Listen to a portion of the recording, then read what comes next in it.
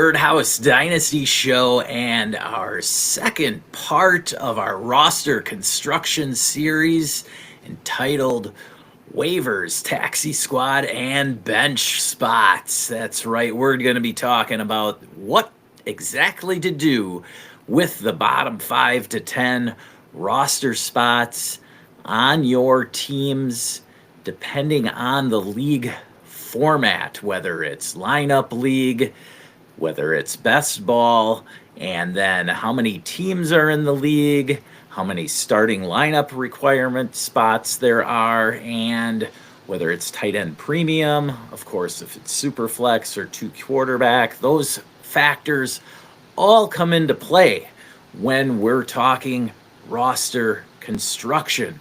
Because if it's for instance, if it's a shallower league, say a 12 team start 9 lineup league, then you don't want to be rostering too many wide receivers on the bottom of your roster. You want to have just a ton of running backs, maybe backup quarterbacks as well on your rosters. And it also kind of comes into play whether it's out of season or in season, because out of season, of course, there's more indefinites, right? We don't know exactly on some teams who the second or third quarterback will be. We don't know who the third or fourth running back, even in some cases, who the second running back is going to be on teams. So that's where you want to take your shots at dart throws in those positions. Now, if we're talking best ball leagues, then you do want to have those extra wide receivers, because they're going to actually have a better chance of scoring points on a week-to-week basis versus those running backs 3s and 4s on teams. So let's get things started, and I'm going to get things started here with a rebuilding squad that I have, because rebuilding also means that you want to have a little bit of a different roster construction as opposed to a contending team roster. So what I'm going to do is get started with this team. It's in my Turtle League, and my Turtle League team I started rebuilding last season. It was the second season in this league's history. The first season out of the startup, things were a lot more even, and I was fortunate enough to win the league in that first season. So then going into the second season, I had a lot of veterans. I had made moves and had a lot of older players on the roster, and so early on, before the season started, I even considered trading them off, but I wanted to wait until the first or second weeks to see those veterans start scoring points and then try to move them off of my roster. And I had more success doing that, and that gave me more draft picks heading into this year's draft season. And so I was able to build up some nice draft capital, get some good solid rookies on this squad heading into year 3. I'm not ready to compete yet, but that doesn't mean that I won't be trying. It's going to be tough to get the 101, earn the 101 again with some of the rookies I was able to draft this year. I had the choice really to kick all of my rookie picks forward to next season and try it that route. But ultimately, I had the 101. I could draft Genty, and I just didn't see the value offers that I was looking for 26 and 27 picks. So I went ahead and drafted Genty. Then I also drafted a few more rookies from this rookie class. And so I'll go ahead and bring up the roster. Again, it's a rebuilding roster, but it's basically heading into year 2 of this rebuild. Now, as I mentioned, I have Ashton Genty on this squad. There he is at the, my top running back now. I really didn't have any running backs before this year's rookie draft. I held on to Justin Herbert through last season because I felt he had good value going through the season, but he was really the only player I had from my original squad. I was able to trade off some veterans. I made a move to get Rashee Rice, who is down with injury. I also, now Roma Dunze, I think I traded for as well.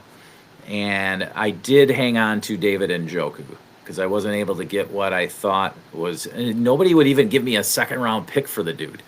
I was like, you got to be kidding me. I guess I'll just hang on to him. And he's young enough, so he's going to be my franchise tight end, I guess. But as you can see, I actually can field like somewhat of a starting lineup now. In that I have Herbert at quarterback. Then down here I have Joe Flacco in there for now. He may not even end up being the starting quarterback in Cleveland, but for now he looks like he might be, at least at the beginning of the season. And then you've got Genty, Tootin, McConkey, Rashee Rice, Roma Dunze, Travis Hunter I drafted, and then Luther Burden. But now as you go down to the bottom of this roster, which is specifically what we want to get into today, with my third and fourth round picks, as well as the undrafted players, you can see who I've got on my taxi squad, okay? I've got Jarquez Hunter from the Rams, Will Howard, quarterback in Pittsburgh, Ja'Cory Krosky-Merritt, JCM, in Washington, and Taj Brooks in Cincinnati. So they're all guys who have an opportunity this year even to make a splash and potentially, fill my running back 2 or flex spots here. Because for now, I just have Bashul Tootin, and he isn't guaranteed anything. I know that he's a 4th round pick with a new regime, and everybody is getting all excited about him. I'm definitely excited myself. I've got plenty of shares of him, but for me to expect him to legitimately just come in and walk in and be a stud RB2 for me, no, that's not realistic. So if it happens, then sure, maybe Genty and Tootin, they're leading me on to another championship in this league. But the realistic expectation is that I'll miss the playoffs again this year and have a top 5 rookie pick in the 26th draft. Whether it's in September or October, we'll reevaluate the squad and see where it's at. Maybe I'll trade a few of these pieces.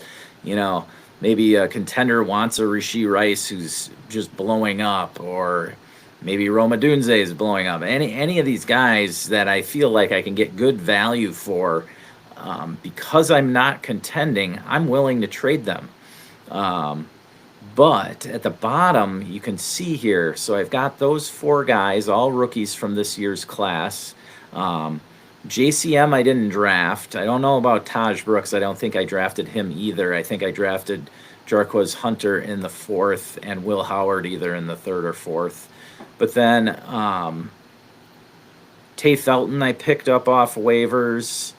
And so he's along with a few others. Now, this is where it gets into the fact that I'm a rebuilder, okay? I have Tay Felton, Henry Ruggs, Diami Brown, and Jalen Tolbert all on my roster. Now, these 4 wide receivers, I would definitely not be rostering in a lineup league. This is a 12-team start 10 Superflex tight end premium league. Just 0.5 tight end premium, though. But these 4 wide receivers, I would not have on the roster if I was contending.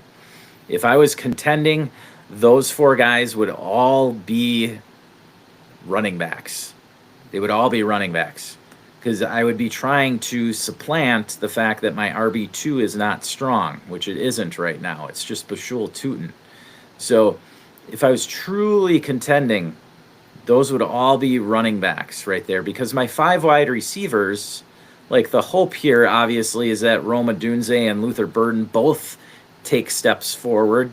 Now, honestly, the possibility of that happening isn't great, right? It isn't great that both Bears wide receivers in Dunze and Burden both smash.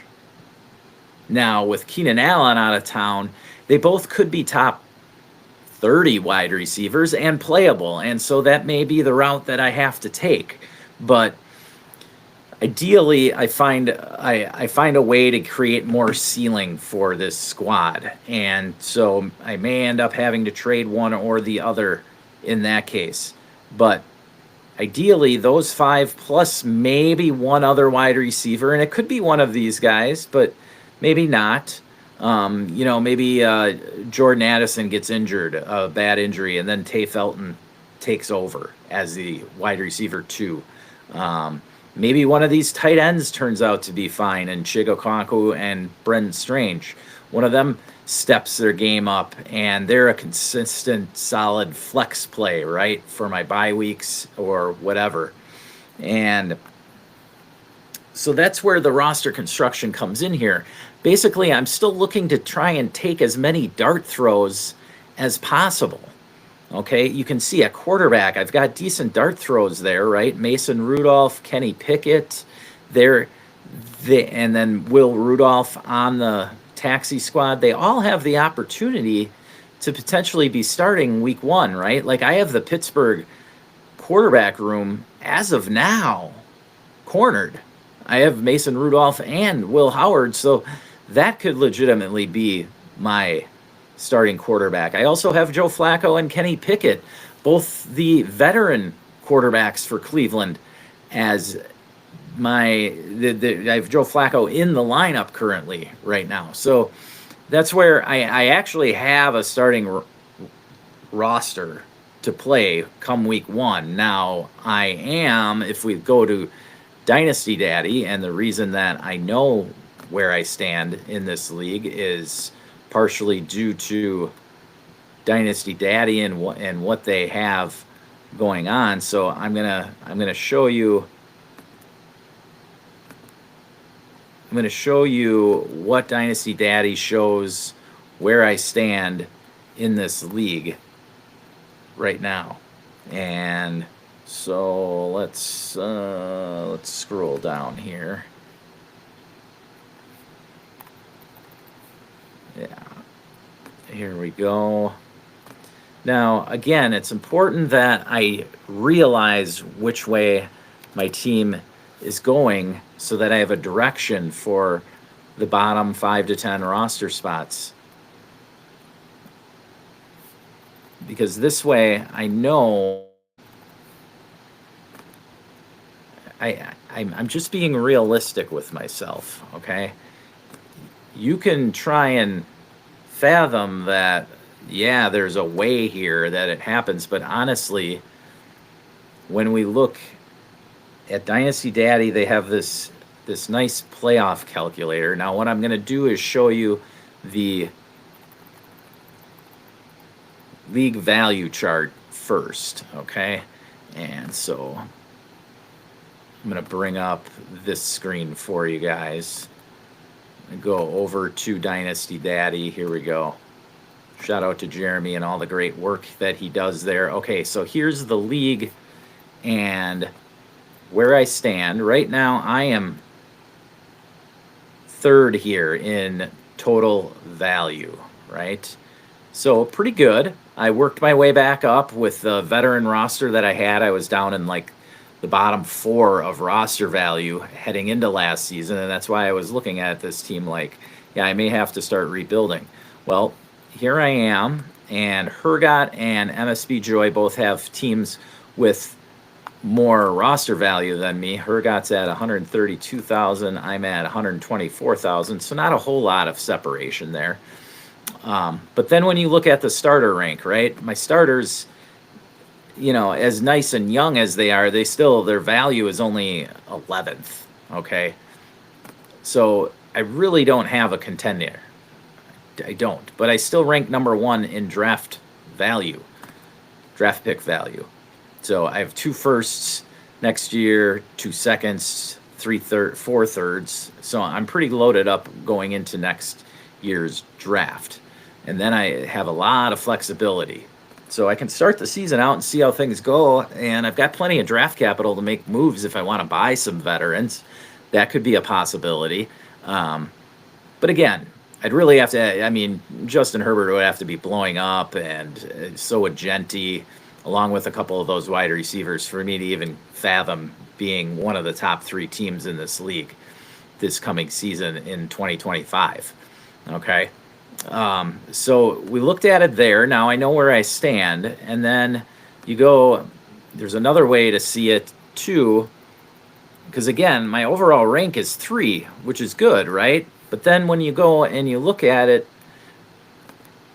the playoff calculator takes each week's games or matchups and plugs them in and gives you a percentage then of where you stand and where you should finish in this league. And now if we look at it here, you can see Hergot's projected to go 21-7, as is NLS 2K, the champ from the league last year, and MSB Joy. They're all projected to have 20 wins, over 99% chance of making the playoffs. All three have at least a 1-4 shot at getting a first round bye, and they all have an over 20% chance of winning the league. So now, unless I'm in that group of those three, I'm not going to be forcing my way into that group of three just to try and contend. Like, I don't want to be stuck in the middle here like a couple of these teams are, where they're projected to go 14-14. They got 75% chance to make the playoffs, but then less than 1% chance at the first round bye, and only a 2% chance of winning it all, right? Then you've got these bottom 5 teams here. You've got 5 teams here that have a less than 1% chance to win it all next year. All 5 of these teams should be building rebuilds. All should be doing rebuilds right now. And then the middling teams here, Turtle Squad, Brady Flash, the DeLorean, and Frosties, they all should be heavily considering whether they need to go into a rebuild or not. They could start the season out. They have decent enough rosters where they could start the season off, and then if they start out like 4-0, or in this case, we play against the median, so that's why there's so many games. If they start out, 6-2 or 7-1, then they might be willing to make a couple of trades to make a push to try and compete with these top 3 squads here. But for my squad, I'm looking at it like, yeah, I am not winning this thing this year. I got to continue on the path. Don't get ahead of your skis when you're rebuilding. It's always better to wait a year than to push in a year early. You always end up with more value on your roster, more than often. You end up with more value on your roster and a better team when you're actually then competing. So that's my thoughts on this team and where it's at and how I built my squad. I last year I loaded up on wide receivers, trying to hit on 1 or 2 of them, and as you can see, I didn't really hit on any of the guys that I took shots on, which is okay. That's fine. I'm just going to get back to the squad here. I just want to see if there's anybody that I held over from last year. I hung on to Njoku. I hung on to Flacco and Mason Rudolph. I had Roshan Johnson, who's the backup in Chicago. I hung on to Emmanuel Wilson, Ty Johnson, Sean Tucker. I had all those guys. I picked up Henry Ruggs, who by this time next year should be coming out of prison and probably getting a shot on some NFL squad. He'll only be 26 years old. So, I mean, he's not like he's dust, right? Maybe he'll be 27 by next year, but either way, he's still got, 2 or 3 years where he could produce. Now, how well those production years will be, I don't know. I'm probably just going to wait until he actually signs with a team and then look to trade him, honestly. But I have Chigokonkwo and Brenton Strange there, who I hung on to after picking them up last year. And so those guys are guys that could contribute this year, right? But that's the idea. And then I was able to load up on all those draft picks with the veterans that I traded away. So that's a rebuilding squad. Now, if we go over to same format, but a contender, and I'll show you the difference. So this is my Mojo Forever squad, and we'll bring it up right here. Jalen's Massage Parlor, a little mix on Jalen Hurts and Deshaun Watson, my two top startup picks. Obviously, one's gone good and one's gone bad, but this is a team that's a prime example of how you can have one bad pick in the top 5 rounds and overcome it. I think I took Watson in the second round of this league. And as you can see, what I've built here, I've got a strong running back room in Jahmyr Gibbs, Achane. I also have Breece Hall. And down on the bench here, I drafted Caleb Johnson. Okay, so those are 4 good running backs, along with David Montgomery, a little assurance for Gibbs. And Montgomery, I mean, last year, he was plenty serviceable, startable many weeks. Then at receiver, pretty strong, not too young, but Drake London, Mike Evans, Brandon Ayuk, and Zay Flowers are my top 4 wide receivers. Then down here, I'm hanging on to Keenan Allen and Jacoby Myers, just those 2. So I literally only have 6 wide receivers on my bench. Again, it's 4 running backs that are dart throws: Blake Corum, Brashard Smith, Jordan James, and Trevor Etienne. Now, any of those dudes at any point in the season could get a start, and that's when I would then pull them off of the taxi squad. Now, these guys aren't necessarily the 4 worst players on my roster. You want to keep that in mind, that just because it's your taxi squad doesn't mean you want your 4 worst guys going on there. No, those are guys that are going to be on your team the majority of the season, unless you happen to pull them off, play them, and then for whatever reason you end up having to cut them. Those guys are going to be on your team your whole season, right? So I looked at those 4 guys are guys that are going to have roles this year, and that I'm going to want to roster all season. Now, the guys that I decided to keep on the roster itself, the regular roster, if we scroll back up here, I've got some guys that aren't quite as good as them, right? I have Jameis Winston, Kareem Hunt, Keenan Allen. Those are guys that I'm going to look to possibly cut. Taj Brooks right now, I mean, typically he'd be down there, but I guess I'm thinking I may switch Taj Brooks and Brashard Smith around, because I think that Brashard Smith actually has a better shot at a role right away. I'm actually just going to switch them around right now if it lets me. There we go. Just going to do that. Now, the reason for that is because Brashard Smith is looking like they drafted him to be the guy in the Jerick McKinnon role. And so I think Brashard Smith will be scoring points right out of the gate for the Chiefs. But if you have another team where you have other younger guys that you picked up, like undrafted free agents, those are the guys that you want to keep on your team, on your regular roster, as opposed to putting them onto your taxi squad, because your taxi squad isn't fluid, right? You can't pull them off a taxi and then put them back on there. Once you pull them off a taxi, they're off a taxi. That costs you a roster spot. So you only want to be pulling them off if you're going to be starting them that week. A lot of people love to stash a bunch of wide receivers down there because they think they can have them on the 2 to 3 year plan. Well, what are you going to get rid of all your 3rd or 4th round picks every year? I mean, you can. I've done it, and I have one team where I pretty much do that every season. But you're usually new rookies you want to be putting onto that taxi squad. And then I'm thinking specifically somebody like Luke McCaffrey last year, right? There was one or two teams where I put him on my taxi last year, and I now wish I hadn't have done that, because he's somebody that probably mid-season I probably would have just gotten rid of once I realized he really had no shot at the wide receiver 2 spot in Washington.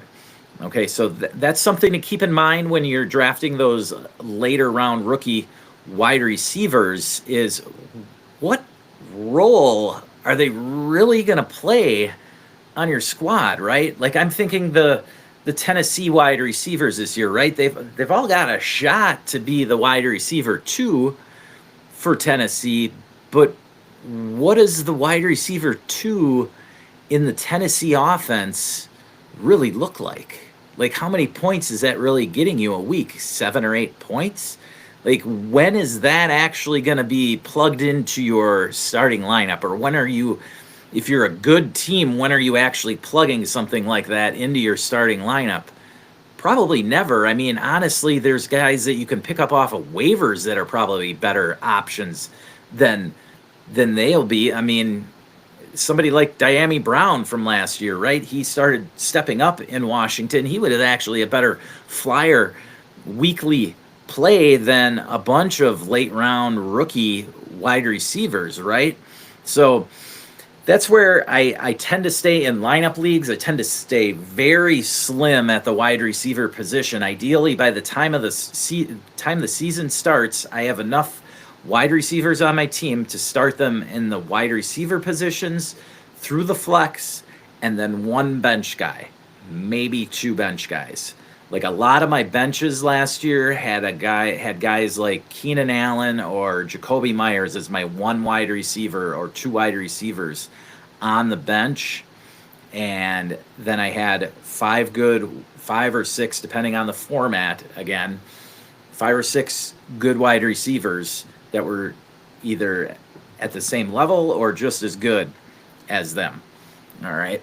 So now that's my listing of lineup leagues.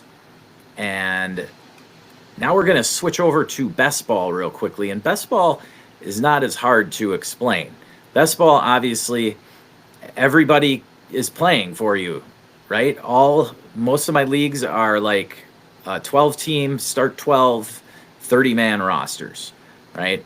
So with a 30-man roster, you want to limit the amount of zeros on your teams. So I'm going to we'll just go to the Birdhouse League, because we'll go to Birdhouse 2. Well,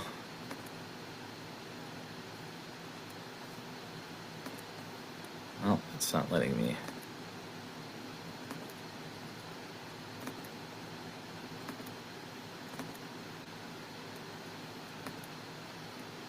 Why can't I bring up any of my best ball teams?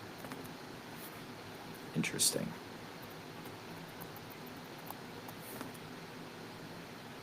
Okay, here we go. I just drafted this team. This is a Skid Marks team. This is a perfect example now. I just drafted this, and I made sure that I drafted into proper roster construction. So this roster construction isn't something that you want to have to just spend endless hours on after the startup draft. Ideally, you draft your team into proper roster construction from the get-go, right? So it matters what picks you make in rounds 20 through 30, because those guys can get into your lineup weekly, right? So let's take a look here. All right, so this team, I was at the 103 spot. I grabbed Lamar Jackson, and then on the way back, my pick was Drake London. So those were my top 2 guys. Then Jackson Smith and Jigba and Garrett Wilson. Those were my top 4 picks: Jackson, London, JSN, and Garrett Wilson. I tend to like to get some good top young wide receivers to start with, especially in best ball leagues. Derrick Henry, then I grabbed in the 5th round because I saw the value. It's a 0.2 per carry league. So yes, running backs do carry good value, but that doesn't mean that you have to stack up running backs early. That also means that the later round running backs as well. The guys like this, Joe Mixon, Aaron Jones, DeAndre Swift, they're all getting 0.2 per carry as well, right? So now that it's the off season, I've loaded up on a bunch of backup quarterbacks that may or may not have a shot. I grabbed Cooper Rush just in case Lamar gets hurt. I've got Daniel Jones as well as Anthony Richardson. Got Michael Penix. So Penix and Anthony Richardson weekly will be fighting for that super flex spot. I have Cousins behind Penix. So I have all my quarterbacks backups. Then Jameis Winston and Trey Lance as a couple of dart throws. I also grabbed Aaron Rodgers. So I'm plenty set at quarterback. Then down at the bottom of my roster. Oh, this is a lineup league. I'm sorry. Forgot. We did lineup league for this one. Okay. Jeez. Well, it was a similar beginning build. I'll put it that way. I don't like to do much different than I do in a best ball lineup and best ball leagues. I do similar builds to start with, but it's when you get further on down in the last rounds, 20 through 30, that's where you'll see differences in that I'll grab a lot of wide receivers in rounds 20 through 30 because they can actually score on a weekly basis, whereas a running back 3 or 4 on a roster is not going to score very often at all for you. Now, I'll show you just the bottom of this roster. Again, it's another lineup league, so I really only have 1, 2, 3 extra wide receivers here. Antoine Wells was literally my last pick in the whole draft. He was a college teammate of Jackson Dart, and the Giants, I think, just took him as a mercy pick there. Man, I really don't understand why they won't let me show any of my rosters. Okay. Well, rather than waste your time, I'm just going to explain it to you. So, in a Dynasty Best Ball format, the key is, yes, you want to have a few good wide receivers, but you don't have to have those elite wide receivers because, okay, if you don't have a Chase Jefferson or CD or Neighbors, that's okay because any given week, a Calvin Ridley can score 25 points. A Darnell Mooney can score 25 points. Any wider, Brandon Ayuk can score 25, 30 points in a given week, right? And you can match up with the teams that have 1 or 2 elite wide receivers. Now, a team that has 5 or 6 elite like if they have 5 or 6 of the top 15 wide receivers, well, that's going to be tough to beat. You better be able to beat them at a different position then. But let's say you're going up against a team that has, say, Jefferson and Puka, right? That's very possible. Okay, well, if you have a bunch of number 2 wide receivers, like let's say DK Metcalf, Zay Flowers, then Brandon Ayuk, then Darnell Mooney, then Calvin Ridley, then and a couple more in that range, right? So you don't have any elite end guys, but you've got like 8 very solid wide receivers, right? That are all at least wide receiver 2s on their squad. Even guys like Rashad Bateman, somebody like I don't want to go as high as Waddle or Godwin. I'm talking a little further down. I'm thinking somebody like, what Torrey Horton essentially is going to be, like Hollywood Brown with Kansas City, right? Those guys, they'll have certain spike weeks. Now, it might only be 2, 3, maybe 4 during the season where they actually get to 15, maybe 20 points. But those weeks that they do get those points, they're going to be in your lineup. It's not like a lineup league where you have to completely guess which week those weeks are going to be. In best ball, the benefit is you don't have to guess. So that's why you load up on as many wide receivers as possible in best ball. In best ball, you have 30 roster spots, right? I tend to like to keep the running backs specifically down to maybe 6 or 7 tops. I want 4 or 5 that for sure have roles every week. Like the David Montgomery type is like the worst of them, right? Even, well, I shouldn't say this is the worst, but like Ramondre Stevenson or Rashad White would be the worst running backs that I'd want to have rostered. Maybe a couple of the rookies like Devin Neal or Dylan Sampson, right? Who look like they're going to have a role right away. But that's as far down as I want to go. I don't want to have like Ja'Cory Croskey-Merritt, who might not even have an opportunity, period. He might get cut before camp in July.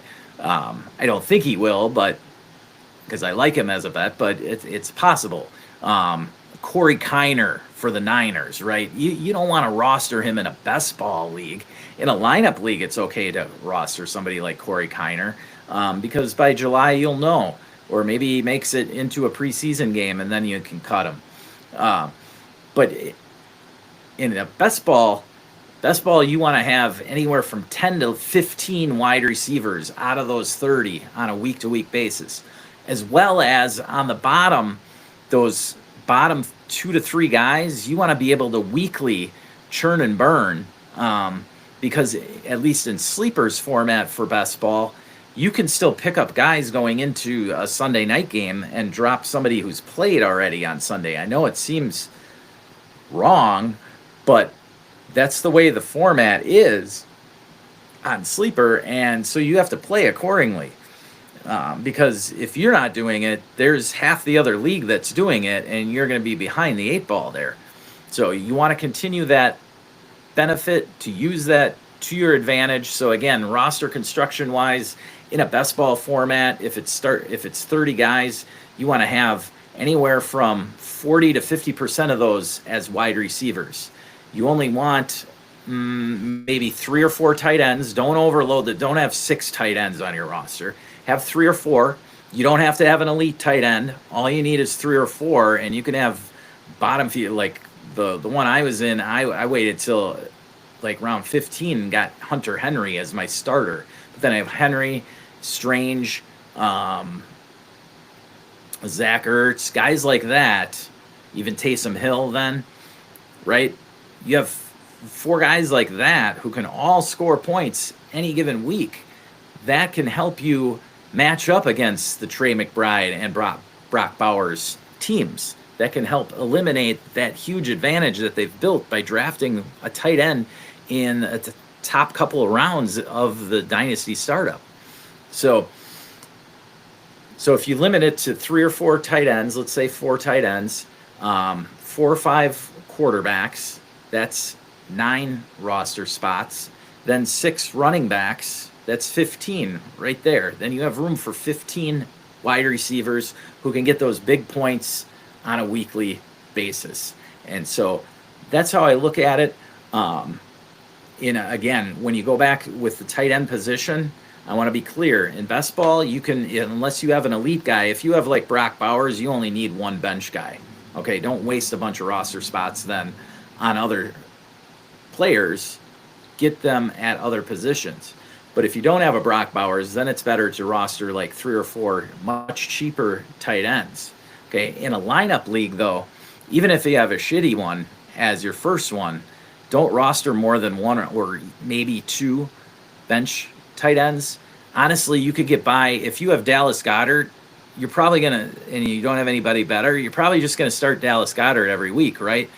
The next best guy might not be any better than what's on waivers. So you could literally have your 1 bench tight end as literally just the tight ends that are on waivers.